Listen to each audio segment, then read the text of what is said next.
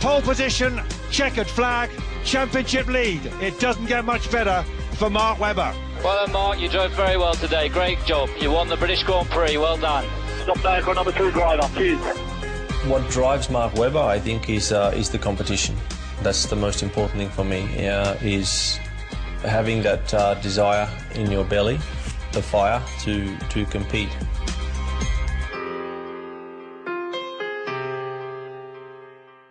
I would love to be a bit better in qualifying. Obviously, Seb did a slightly better job there this year, so you need to work on that, even though it was not really a weakness for me in the past, but Seb has lifted the bar another level, so I need to work on that. And that's probably what cost me the championship this year, is what happened on Saturday afternoons, not on Sunday.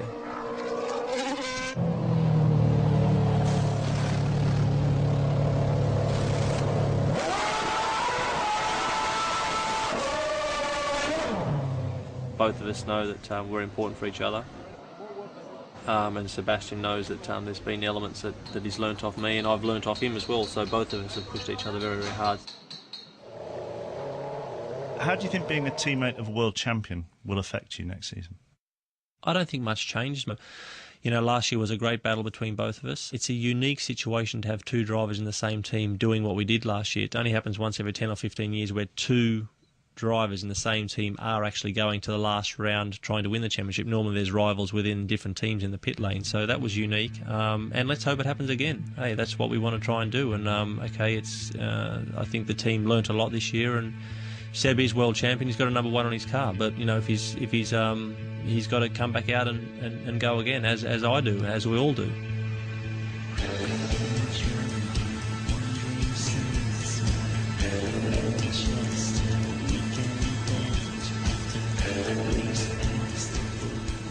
We'll travel to Thailand. We're going to do a Red Bull show car run, which is basically a demonstration F1 car in front of the King of Thailand.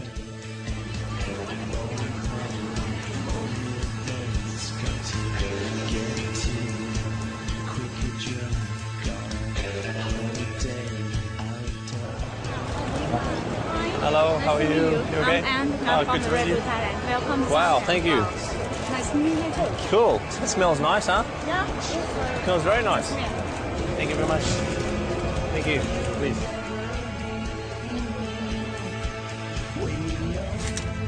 I hope my luggage is somewhere. Yes, it will be zipped up pretty quick.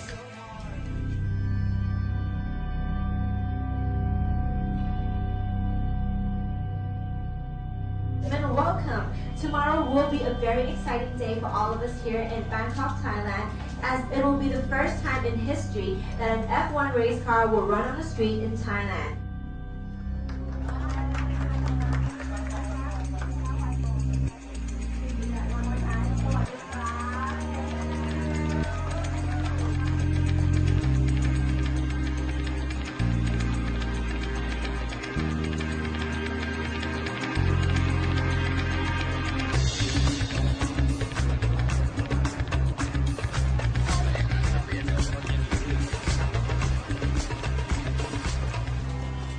He speaks his mind.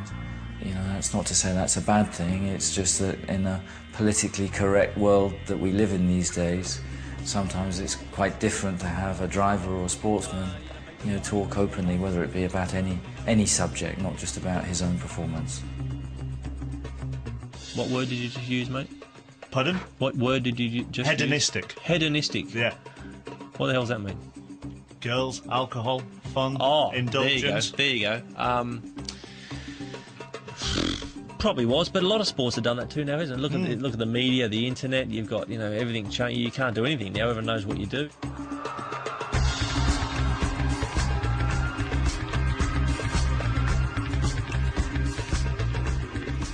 Always a difficult game with the media. You try to be open and honest as you can be, but sometimes this is not always working in your favour, because then people will make a different heading and take a very strong position on something which you weren't not that strong on. You tried to give a fair answer, and someone there obviously, boom.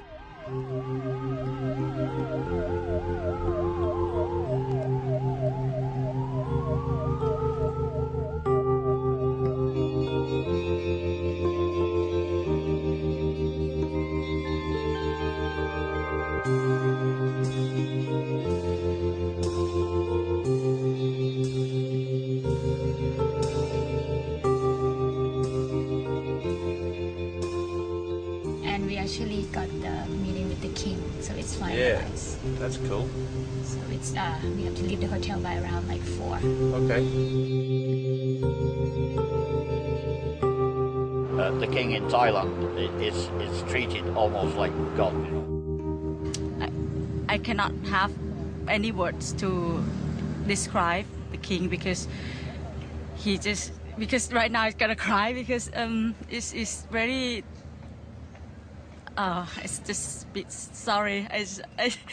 When you talk with the king, you know, everyone just like you can die for him. I can die for him.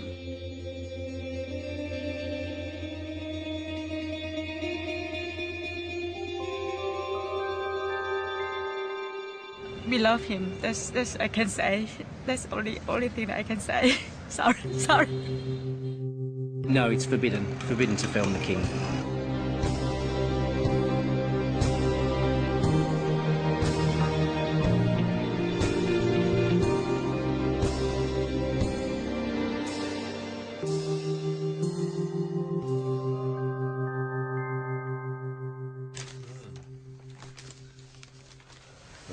Wow. 2, the Bangkok Post, even better. It's amazing. Yeah, he had an amazing presence about him. Properly good. He spoke about, I would say, 50 words in 50 minutes. Not much. And everyone was quiet when he wasn't talking. 150 people standing there, quiet.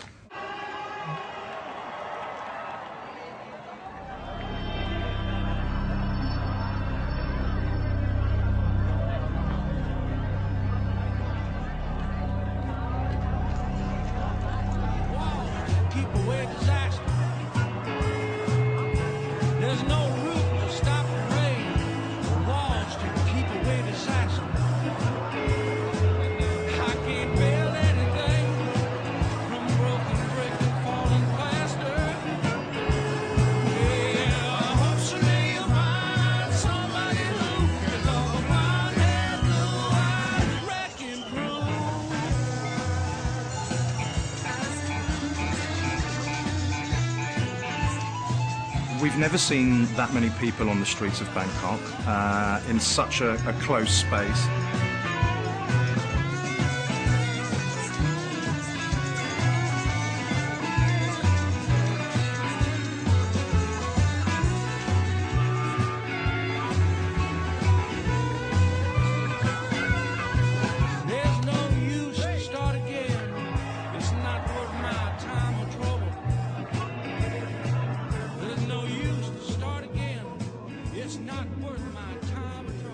My goal for 2011,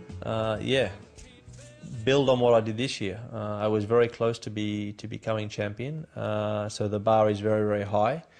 I need to win more races and still be as consistent. This year I had 2 non-finishes, but next year I need to keep the non-finishes to a minimum.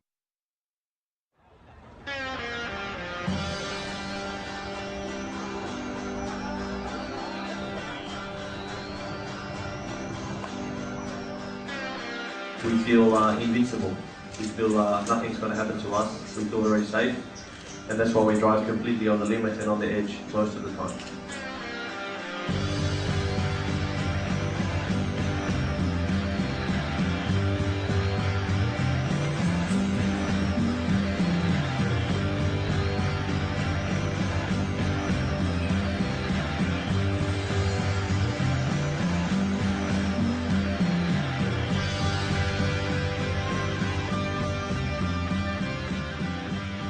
I think my strength at the moment is the experience, which is something you cannot buy. And also I think I'm reasonably cool. I try to keep things as relaxed as I can, even though there's a lot of intensity in there, but I like to try and keep the emotions in check.